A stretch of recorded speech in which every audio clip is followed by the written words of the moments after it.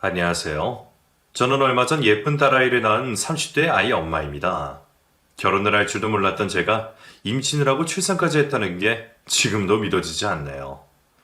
예쁜 아이의 얼굴을 들여다보면 너무 행복해서 꿈만 같지만 한편으로는 내가 이렇게 행복을 누려도 되는 건지 괜히 불안한 생각이 들기도 해요. 사실 제가 아이를 낳기도 전에 이를 뻔한 일이 있었기에 더욱 그런 것 같기도 합니다.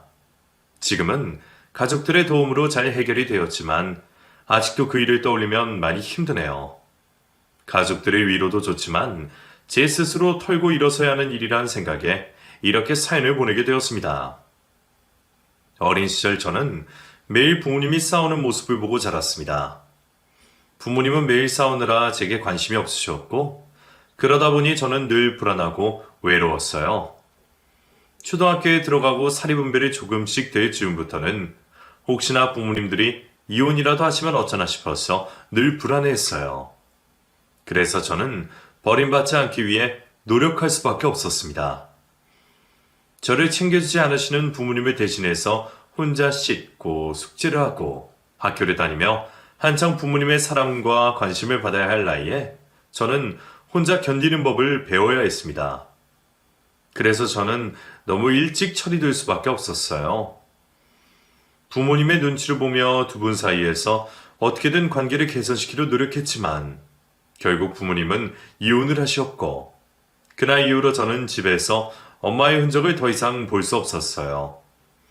그 후 아버지가 지 일을 핑계로 해외를 떠나버리셨고 저는 결국 혼자가 되었습니다.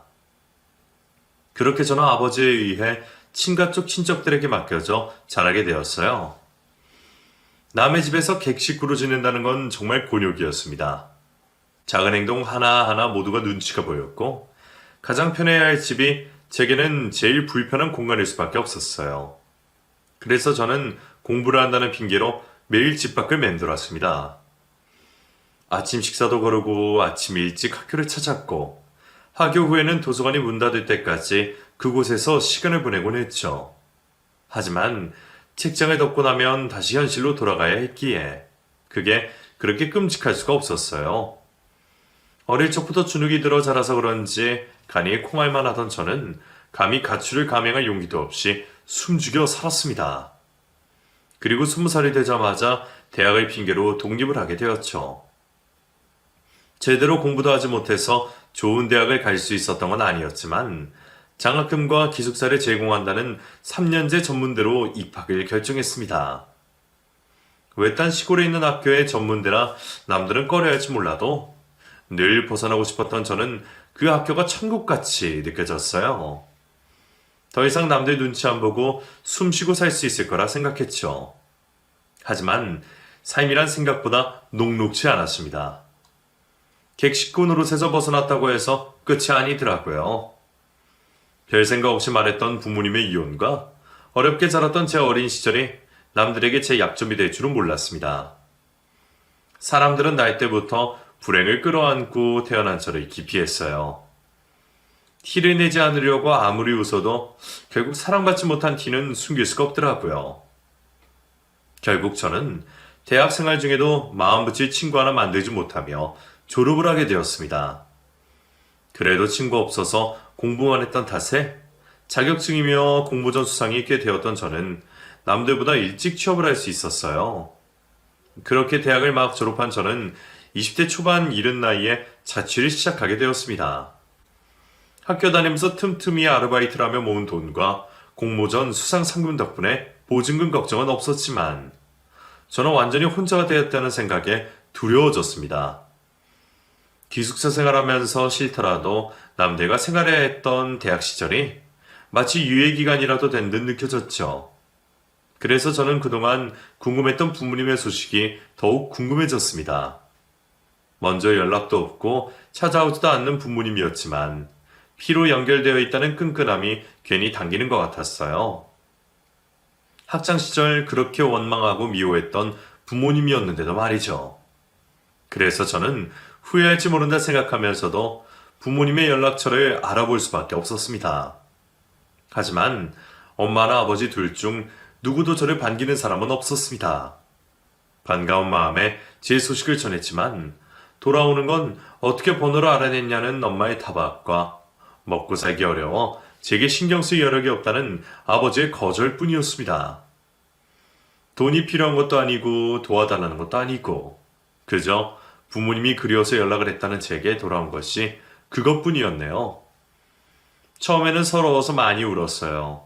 그리고 내가 바보처럼 괜한 짓을 했다는 걸 알고 후회를 했죠. 저는 그날에서야 제가 사실은 고아였다는 것을 완전히 깨닫게 되었습니다. 그래도 부모님이 멀쩡히 살아계시기에 스스로도 제가 고아라고 생각하지 않았었는데 알고 보니 저는 버림받았던 그때 부모를 잃었더라고요. 그것도 모르고 혼자 바보같이 부모를 그리워했던 저는 뒤늦게 정신을 차리고 독하게 살기로 마음먹었습니다. 이혼 가정에서 불행하게 자란 저는 행복한 가정을 꾸릴 수 있을 거라는 기대도 없었어요. 그때 저의 목표는 열심히 일한 돈으로 저 혼자 살 적당한 아파트 한 채 사는 것이었습니다. 그래서 열심히 일만 해왔죠. 그렇게 몇몇 회사를 거쳐 일을 해오던 저는 그 즈음 작은 중소기업에서 새로운 격리 일을 하게 되었습니다. 직원 20명 남짓의 작은 회사였지만 복지도 괜찮고 페이가 좋아서 마음에 들던 곳이었어요. 그리고 무엇보다 회사 분위기가 참 좋았습니다. 직원들 모두 새로운 직원인 제게 친절했고 사장님께서도 제 능력을 인정해 주시면 잘해 주셨어요. 사실 제가 이직을 했던 이유가 연봉 문제도 있었지만 이전 회사에서의 적응 문제 때문이었습니다. 전 회사에는 제 또래 여직원들이 많았는데 거기서 제가 말로만 듣던 직장 내 괴롭힘을 당해야 했어요. 가정 형편도 안 좋은데 음침하고 조용하다는 이유였죠. 그러다 말겠지 싶어 참아보려고도 했지만 갈수록 심해지는 괴롭힘에 결국 이번에도 제가 또 먼저 도망치고 말았네요. 왜 나는 늘 도망쳐야 하는 건지 억울하기도 했지만 다행인지 그 회사에서는 모두 환영해 주시는 덕에서 저도 금방 적응할 수 있었고 회사 업무에도 빨리 적응을 해나갈 수 있었습니다. 사장님은 직원들에게 존경받으시고 여러모로 덕망이 있는 좋은 분이셨어요. 작은 회사는 모두 직원들 힘으로 돌아가는 거라며 직원들 복지에 개인사까지 챙겨주시는 세심한 사장님이셨습니다. 저도 잘해주시는 분께 마음이 허물어졌는지 어느 날 회식 자리에서 수익김에 제 사연을 전부 털어놓았던 적이 있었어요. 하필 다른 직원들은 다들 취해서 자고 있던지라 사장님께서만 제 이야기를 들으셨죠. 사장님은 제 사정을 다 아시고도 저를 예뻐하셨어요. 남들은 제 개인사를 들으면 기구하다느니 팔자가 드세다느니 다들 좋지 않은 반응들만 보이는데 사장님은 제가 어려운 상황에서도 참 잘 컸다며 오히려 저를 칭찬해 주시더라고요. 그동안 신대리가 얼마나 어려운 일들을 겪었는지 힘들게 지냈는지 내가 전부 알 수는 없지만 신대리가 그동안 참 열심히 살았구나 하는 건 내가 잘 알겠어. 그전에도 요즘 아가씨들답지 않게 야무지고 성실하고 날았어도 그런 사연이 있는 줄은 몰랐네. 근데 그거 부끄러워할 필요 없어. 부모 없이 자란 게 부끄러워해야 할 일이야? 부모도 포기한 자신을 혼자 챙겼다는 건 도리어 칭찬받아 마땅할 일이지. 괜히 그런 걸로 기죽을 일도 아니고. 남들한테 눈치 볼 필요도 없어. 거기다가 이렇게나 잘 자랐으니 당연히 자랑할 만하지. 그러니까 앞으로는 어디 가서 기죽지 말고 더 당당하게 다녀. 알겠지? 저한테 그런 말을 해준 사장은 사장님이 처음이셨습니다. 어려서부터 제 부모는 저를 거추장스러운 짐처럼 생각했고 친인척들에게 객식구 취급당하며 늘 남들 앞에서 눈치만 보고 살았던 저였습니다. 워낙 어려서부터 눈칫밥을 먹은 탓인지 밖에서조차 당당하기는커녕 남들 앞에서 말 한마디 제대로 못하고 기도 못 펴고 살았죠. 그래서 늘 당하고도 도망치기 바쁘던 저였어요. 그런 제게 처음으로 따뜻한 말을 해주신 사장님이 저는 참 감사했습니다. 그런 사장님 밑에서 일을 한다면 앞으로 어떤 다른 좋은 기회가 있더라도 그 회사를 쉽게 떠나지는 못하겠다 싶었죠. 저의 자세한 사정을 알게 되신 후로 사장님은 제게 더 관심을 기울이며 신경을 써주셨습니다. 저를 조카 딸처럼 걱정해 주시고 심지어 명절에 늘 혼자 보내는 걸 알고 집으로 초대까지 해주셨지만 그건 아닌 것 같아서 차마 찾아가지 못했어요. 하지만 사장님의 그런 마음만큼은 감사했습니다. 그러다 어느 날 사장님이 제게 아드님을 직접 소개시켜 주시는 일이 있으셨어요. 아, 여기 우리 아들이야. 인사해. 아, 그러고 보니 둘이 나이도 비슷하네. 둘이 2살 차이던가? 그럼 서로 통하는 것도 많겠네. 아, 둘이 언제 밥이라도 먹어. 비슷한 사람들끼리 가끔 만나서 시간도 보내고 하면 좋잖아. 안 그래? 사실 사장님이 그전에도 저더러 며느리 삼고 싶다며 얘기하신 적이 종종 있으셨지만 저는 그 말들을 그냥 지나가는 말들로만 흘려들었습니다. 그런데 정말 저를 며느리감으로 염두에 두셨던 건지 저와 아드님을 엮어주고 싶어 하시는 듯 말씀을 하시더라고요. 그래서 얼마나 놀랐던지 몰라요.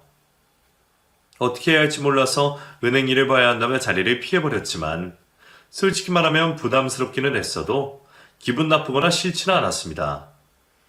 사장님 아드님은 명문대 나와서 스펙도 좋았고 좋은 회사 다니면서 얼굴까지 잘생겼었거든요. 누가 봐도 탐낼 만한 사윗감이고 남편감이기에 그런 사람에게 저 같은 사람이 어울릴 거라 생각하지 못했죠. 사장님이 대체 무슨 생각으로 그러시는지 몰라도 그 아드님은 감히 제가 덤볼 만한 사람은 아니다 싶었어요.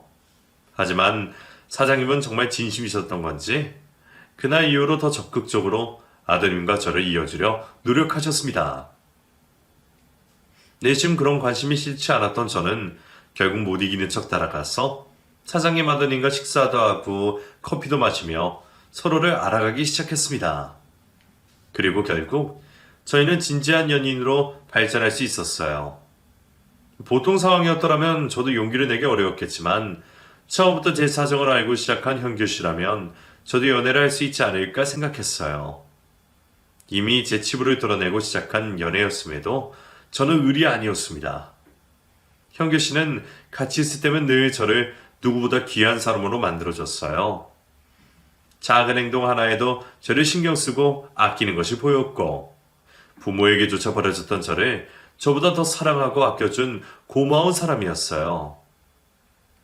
그렇게 저는 현규 씨를 만나며 조금씩 마음을 열기 시작했고 결국 1년 만에 결혼을 약속하게 되었습니다. 그제서야 저는 처음으로 시어머니께 인사를 드리게 되었어요. 제가 진작 인사를 드렸어야 맞는 거지만 그동안은 마땅히 찾아뵐 만한 상황이 없었거든요. 결혼이 확실해질지도 모르는 상황에 제가 먼저 설레발치기도 그랬고 그동안 어머니는 회사에 나오신 적이 없으셔서 제가 회사 일로 만나뵐 일도 없었죠. 그러다 보니 결국 결혼 약속을 하고서야 어머니 얼굴을 뵙게 되었네요. 아버님이 저를 엮어주셨을 때 이미 암묵적으로 결혼 허락을 받은 것이기에 그냥 형식적으로 인사를 나누는 자리에 불과했지만 저는 시어머니를 처음 뵙는 자리가 무척 떨렸습니다. 현규 씨를 통해 어머니 역시 저를 환영하실 거란 말을 들었었지만 그래도 어쩔 수 없이 걱정이 들었죠. 혹시 제가 마음에 들지 않으면 어쩌나 싫어하시면 어쩌나 싶었거든요. 그런데 다행히 저를 예뻐해 주시고 환영해 주신 어머니를 보자 저도 그제서야 마음이 놓였습니다. 반겨주셔서 감사합니다, 어머니. 저 앞으로도 어머니께 정말 잘할게요. 그래, 그렇게 말해주니 나야말로 고마워. 영주가 생긴 것만 예쁜 게 아니라 말하는 것도 참 예쁘네. 나야말로 이렇게 예쁜 며느리 얻어서 얼마나 고마운지 몰라. 앞으로 내가 정말 딸처럼 대해줄 테니까 아무 걱정하지 말어. 그날 이후 저는 시어머니와 도움으로 결혼 준비를 시작하게 되었고 하나부터 열까지 신경 써주시고 챙겨주시는 어머니 덕분에 아무 걱정 없이 결혼식을 준비할 수 있었습니다. 제가 혼자 뭘 제대로 할까 걱정이 많았는데 그런 저의 어려움을 알아주시고 먼저 도와주신 어머니가 감사할 수밖에 없었어요. 그리고 그 일로 저는 어머니와 부쩍 가까워질 수 있었죠. 영주야, 그러지 말고 앞으로 그냥 나를 엄마라고 부르렴. 시어머니는 너무 딱딱하지 않니? 정말 그래도 될까요? 그럼 이제 우리는 한 가족이 될 건데 그렇게 하는 게 당연하지. 안 그래 우리 딸? 제게 친정엄마처럼 잘해주시는 시어머니와 며느리를 딸처럼 예뻐해 주시는 시아버지, 그리고 저를 누구보다 아껴주고 사랑해주는 남편 덕분에 저는 정말 행복했습니다. 태어나서 처음으로 제대로 된 가족을 가져보면서 이제서야 안정감을 찾았다고 생각했어요. 친부모에게 받지 못했던 사랑을 시부모님께 대신 받게 되었고, 나 스스로도 아껴주지 못한 저를 남편이 대신 아껴주었습니다. 전에는 결혼 생각도 못했던 제가 그런 행운을 얻었다는 게 제 스스로 믿기지 않을 정도였어요. 오죽 행복했으면 혹시라도 이 완벽한 행복이 깨지진 않을지 불안할 정도였죠. 마음이 편해서 그런 건지 남편과 금슬이 좋아서 그런 건지 몰라도 저는 결혼 생활을 한 지 1년 만에 임신 소식을 듣게 되었습니다. 그래도 신혼을 좀 즐기고 천천히 임신 준비를 할 생각이라 임신은 생각도 못하고 있었는데 몸이 좀 이상해서 병원을 찾았더니 임신이라는 걸 알게 되었어요. 조금 이르게 듣게 된 갑작스러운 소식이었지만 저는 너무 기뻤습니다. 사랑하는 남편과 사랑의 결실을 맺었다는 생각에 저는 제 행복의 정점을 찍은 듯한 기분이었죠. 너무 기뻤던 저희 부부는 그 소식을 곧장 시댁에 전했고 시부모님 역시 깜짝 놀라셨습니다. 정말이냐? 정말 영주가 임신을 했단 말이야? 예, 진짜라니까요, 아버지. 초음파 사진 보고도 못 믿으세요? 못 믿는 게 아니라 안 믿겨서 그렇지. 아유, 이 콩알만하게 내 손주라니. 아가, 큰일했다. 정말 잘했어. 아유 아직 애를 낳은 것도 아닌데 무슨 큰일이 했다고 그래요. 근데 너희들 아이는 천천히 갖겠다고 하지 않았었니? 어떻게 된 거야? 그래도 대단이란 거 맞잖아. 아이, 나도 뭐라 칭찬해주고 싶어서 그러지. 어? 요즘은 젊은 사람들 불임이다 뭐다 임신도 어렵다고 그러던데 결혼한 지 1년도 안 돼서 이런 좋은 소식 가져다 주고 이런 며느리가 어디 있어? 당신은 기쁘지 않아? 누가 안 기쁘대요? 아이 그런 말을 해. 아니, 천천히 갖겠다고 하지 않았냐고 물어보고 혼자 별일 아닌 것처럼 말하기에 이상해서 그러지. 당신답지 않게 말이야. 나도 당연히 좋아요. 기쁘기야 내가 제일 기쁘지. 내 말은 그게 아니라 손주 소식도 당연히 기쁘고 좋은 일이지만 애들, 특히 영주가 걱정돼서 그러는 거죠. 남편들이야 임신했다고 축하해주면 끝이겠지만 여자는 앞으로 신경 쓸 게 많잖아요. 임신하면 하던 일도 그만둬야 할 거고 애 낳고 나면 언제 다시 일할 수 있을지도 모르는데 영주 입장에서는 이것저것 신경 쓰이는 게 있지 않겠어요? 그런가? 내 생각이 짧았네. 미안하다, 아가. 내가 너무 깊어서 그만 네 생각을 미처 못했구나. 아니에요, 아버님. 저 괜찮아요. 물론 저희도 당장 계획했던 것도 아니고 어머니가 저 신경 써주신 건 너무 기쁘지만 저도 막상 임신 소식 들으니까 너무 행복하더라고요. 일은 못하게 될지 모르지만 대신 엄마가 된다고 생각하니까 기대도 되고 잘하고 싶어요. 다만 제가 엄마 노릇을 잘할 수 있을지 그게 걱정이죠. 형주야, 왜 그런 말을 해? 당연히 잘할 거야. 당신 누구보다 좋은 엄마가 될걸? 나도 좋은 아빠 되도록 노력할 테니까 우리 둘 다 잘해보자. 정말 고마워, 여보. 다들 생각하지 못하셨던 임신 소식에 놀라셨던 듯 했지만 그래도 모두들 좋아해 주셔서 다행이라 생각했습니다. 그 와중에도 깊은 손주 소식보다 며느리 걱정을 먼저 해주시는 시어머니께 저는 또 한 번 감동을 받을 수밖에 없었어요. 결혼하기 전에는 나중에 내가 결혼을 하고 아이를 낳게 되면 친정엄마도 없이 어떻게 해야 하나 걱정을 했던 적이 있었는데 저는 그런 좋은 시어머니를 만난 덕분에 걱정이 없어졌습니다. 물론 여전히 제 스스로 좋은 엄마가 될 수 있을지는 걱정이었지만 며느리까지 자식으로 품어주시는 시어머니를 보고 많이 배우면 될 거라 생각했어요. 그 후 저는 배가 불러오며 일을 쉬게 되었고 집에서 태교와 임신 준비를 하며 시간을 보내게 되었습니다. 아직 배도 별로 나오지 않았는데 너무 이르지 않나 싶었지만 저를 걱정하시는 시부모님 때문에 어쩔 수 없이 쉬어야 했어요. 그래도 오랜만에 누리는 여유와 호사가 나쁘지 않았습니다. 남편은 임신한 저를 위해 늦은 새벽에도 먹고 싶다는 음식을 구해오는 사람이었고, 시부모님은 임산부에게 좋다는 음식들을 날마다 공수해서 찾아오곤 하셨어요. 아무리 임신을 했다고는 해도 혼자 너무 받기만 하는 것 같아서 제가 이런 호사를 누려도 될까 싶었죠. 그렇게 아무 걱정 없이 태교에 집중하고 있던 어느 날, 저는 생각해 본 적 없던 누군가를 만나게 되었습니다. 다짜고짜 제게 전화를 해서 만나자는 웬 여자가 있었거든요. 제 남편 이름을 거들먹거리며 얘기를 하는 탓에 저도 어쩔 수 없이 그 자리에 나갈 수밖에 없었어요. 그리고 그곳에서 저는 그 여자가 남편의 상간녀라는 걸 알게 되었습니다. 자기 입으로 내 남편의 상간녀라는 그 여자의 소개에 저는 심장이 떨어지는 기분이었습니다. 하지만 누구보다 남편을 믿고 있었던 저는 남편이 저를 두고 바람을 폈을 거라 생각하지 않았습니다. 저희 남편이랑 무슨 사이라고요? 지금 그 말에 나더러 믿으라는 거예요? 나랑 형규씨, 우리 꽤 오래된 사이예요? 그쪽이랑 결혼하기 전부터 만나던 사이였다고요. 못 믿으면 어쩔 수 없지만 이 사진들 보면 안 믿고 싶어도 믿을 수밖에 없을걸? 제가 자기 말을 믿지 않자 그 여자는 제 앞에 사진을 여러 장 보여주었습니다. 햇된 남편과 그 여자가 함께 찍은 사진들이었죠. 전부 제가 보지 못했던 남편의 사진들이었기에 저는 순간 믿음이 흔들릴 수밖에 없었습니다. 하지만 그래도 남편을 함부로 의심할 수가 없어서 그 여자의 말을 고지고대로 믿지는 않았죠. 이걸 봐도 못 믿겠다 이거예요? 아니 여기 증거들이 뻔히 있는데 못 믿을 게 뭐가 있어. 아니면 뭐 은밀한 사진이라도 보여줘요? 아니면 형규씨라도 직접 데려와서 삼자대면이라도 해야 하나? 저희 남편이 바람을 피고 있었다니 말도 안 돼요. 회사 끝나면 집으로 총알같이 달려오는 사람이 바람필 시간이 어디 있다고.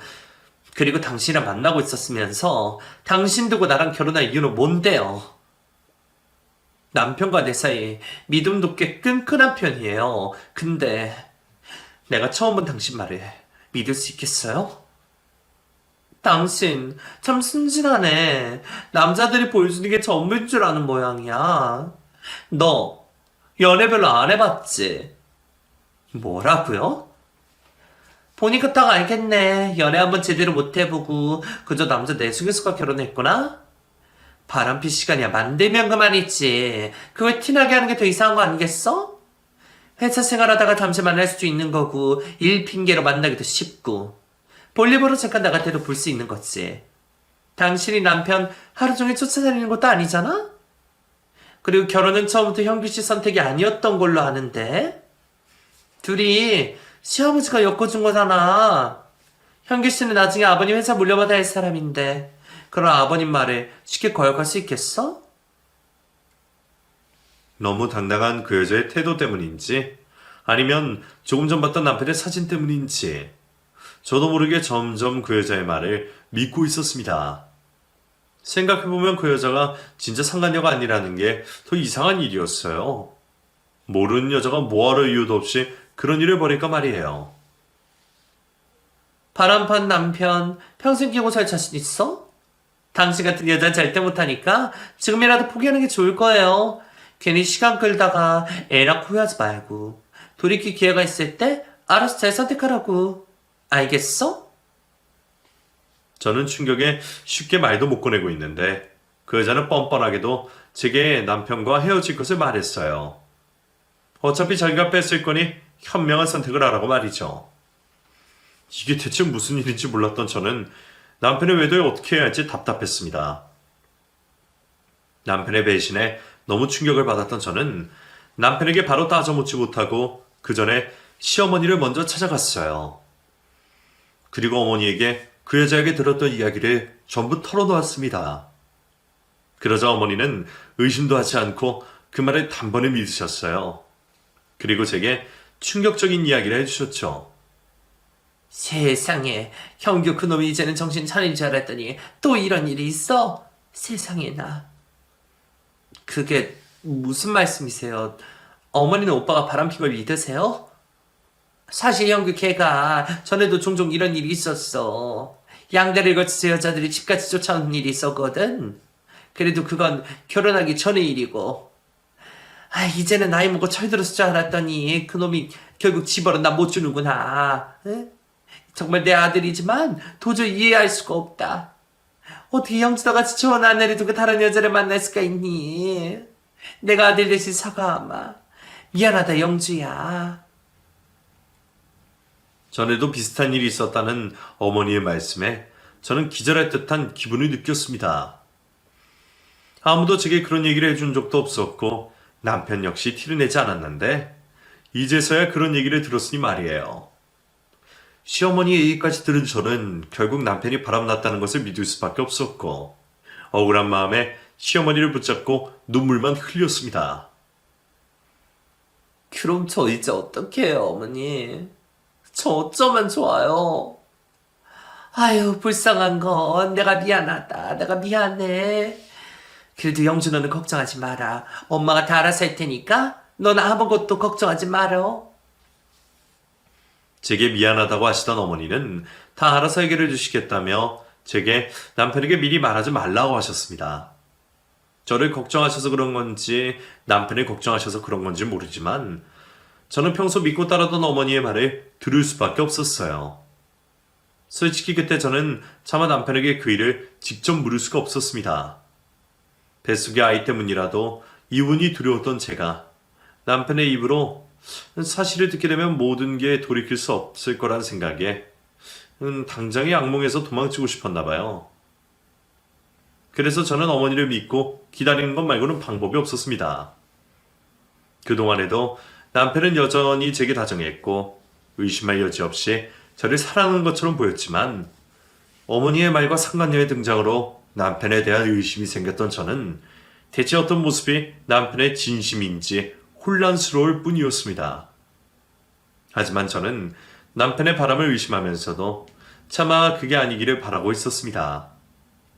심지어는 바보 같은 짓인 것을 알면서도 한 번 정도는 남편의 외도를 눈 감아줘도 되지 않을까 하는 고민까지 하고 있었죠.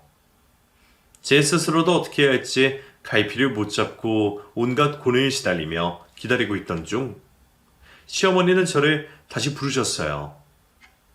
아가, 내가 많이 생각해봤는데 말이다. 아무래도 그냥 이혼하는 게 낫지 않겠니?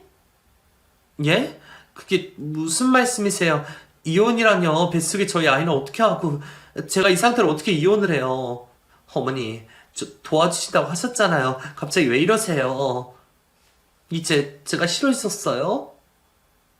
그런 게 아니라 나는 네가 오히려 걱정돼서 그러지.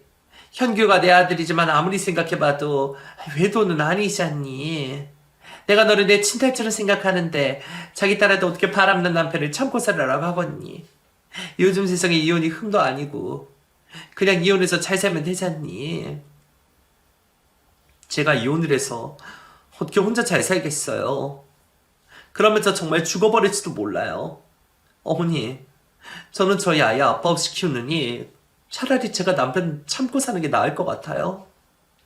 남편도 실수했을지 모르잖아요. 그 여자 말로는 결혼 전부터 만났다는데 결혼하고 나서도 계속 만났는지 확실한 것도 아니고 남편 생각이 어떤지 모르잖아요. 어머니가 저 못 도와주겠다고 하시면 저 그냥 남편이랑 직접 얘기해 볼게요. 아니야, 그러지 마라. 걔한테 그런 말을 했다고 어쩌려고 그래. 처음부터 작정한 놈이 집으로 인정이나 하겠니? 그래봤자 너만 또 속는 거야. 그럼 어떡해요? 아무리 그래도 저 정말 이혼은 못하겠어요. 지금도 저한테 그렇게 잘해주는데 그런 사람이 절 두고 정말 바람을 폈을까요? 잠깐 실수일 수도 있잖아요. 그러지 마시고 어머니가 현규 씨 만나서 설득 좀 해주시면 안 될까요? 저 정말 걱정되시면 어머니가 저 도와주셔야죠. 영주야, 한 번 바람핀 놈이 두 번은 못하겠니?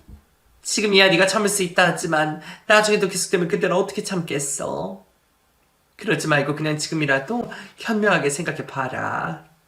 태어나지도 않은 아이 인생보다는 네 인생이 더 중요한 거 아니겠니? 어머니가 제 걱정에 그렇게 말씀하시는 건 알지만 저한테는 다른 무엇보다도 저희 아이가 가장 중요해요. 그러니까 저 아이 때문이라도 절대 이혼 안 할 거예요. 어머니는 정말 제가 딸 같아서 걱정하는 마음에 그런 말씀을 하신지 몰라도 저는 남편과 쉽게 헤어질 수 없었습니다. 아이에게 아빠의 존재를 지워버리기 전에 적어도 남편과 직접 얘기는 해봐야겠다 생각했죠. 하지만 어머니는 끝까지 제게 남편에게 절대로 말하지 말라고 함구를 시키셨습니다. 그럼 우선 좀 기다려보거라. 어차피 이혼 안 할 거라면 배수계부터 챙겨야지.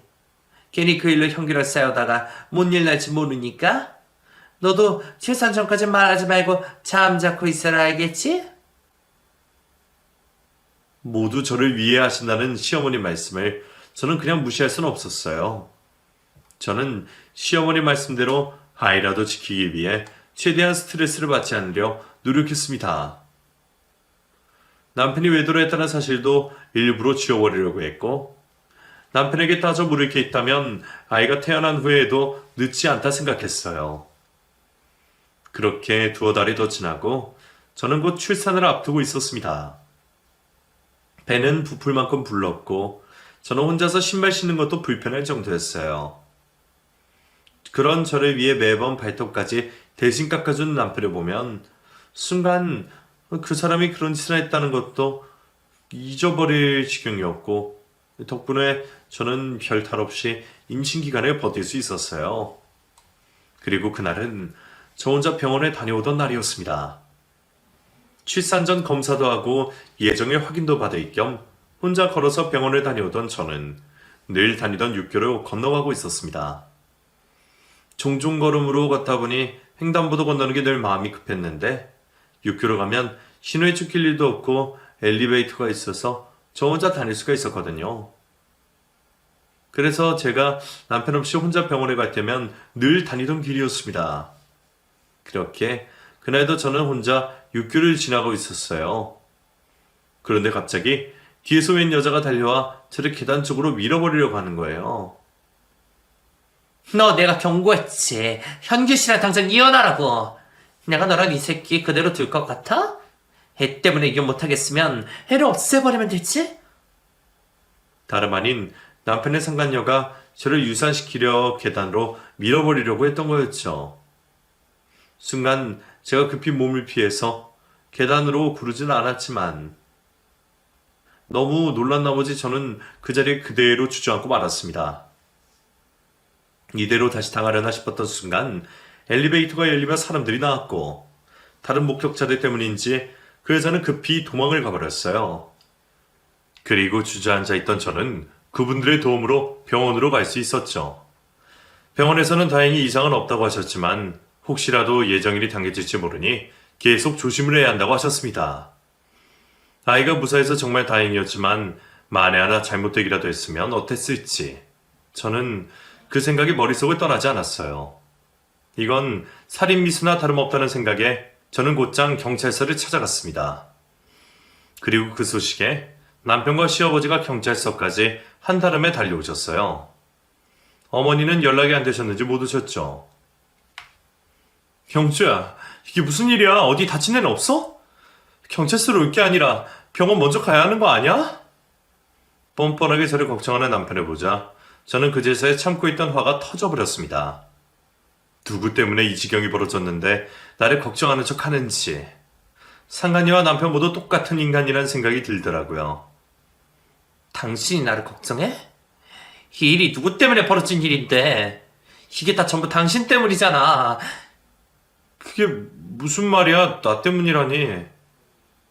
나 밀어서 죽이려고 했던 그 사람 당신 애인이야. 벌써 몇 달 전에 찾아와서 나더러 당신이랑 이혼하라고 그랬었는데 내가 아이 때문에 못 헤어진다고 생각해서 아이를 해코지하려고 이런 짓을 한 거라고. 애인이라니? 무슨 애인? 경주야, 너 설마 머리도 다친 거야? 뭐? 이제는 나를 정신병자 취급하는 거야? 당신이 어떻게 나한테 이럴 수가 있어? 영주야, 그게 정말이냐? 형규 이놈이 바람을 피고 있었어? 이 사람한테 결혼 전부터 숨겨둔 애인이 있었대요, 아버님. 근데 아버님이 시키셔서 저랑 억지로 결혼을 했다더라고요. 이미 어머니도 다 알고 계셨어요. 어머니는 남편이 전에도 그런 전적이 있었다고 아들 잘못 키운 자기 탓이라고 하시더라고요. 우선 아이가 먼저라 싶어서 출산하고 얘기하려고 그랬는데 그 사이에 설마 이런 일이 생길 줄은 몰랐어요. 김영규, 너 이 말이 사실이냐? 네가 지금 온 식구들이 기만한 거야? 나 정말 아니라니까. 아버지, 저 정말 아니에요. 진짜 억울해요, 아버지. 저 정말 모든 걸 걸고 맹세할 수 있어요. 영주야, 진짜 나 좀 믿어줘. 어? 자, 그러지 마시고 우선 CCTV 영상 확보했으니 확인부터 해보시죠. 그리고 공범이 있는 것 같던데 혹시 아시는 분인지 확인 부탁드립니다. 경찰의 개입으로 실랑이는 중단이 되었고 저는 그 상간녀에게 공범이 있다는 얘기에 당연히 남편을 먼저 의심했습니다. 이 사람이 처음부터 다 알고 계획했던 건 아니겠지. 그런 생각까지 하던 제 머릿속은 이미 지옥이었어요. 그런데 CCTV로 확인한 순간 저희 세 사람은 아무 말도 할 수 없었습니다.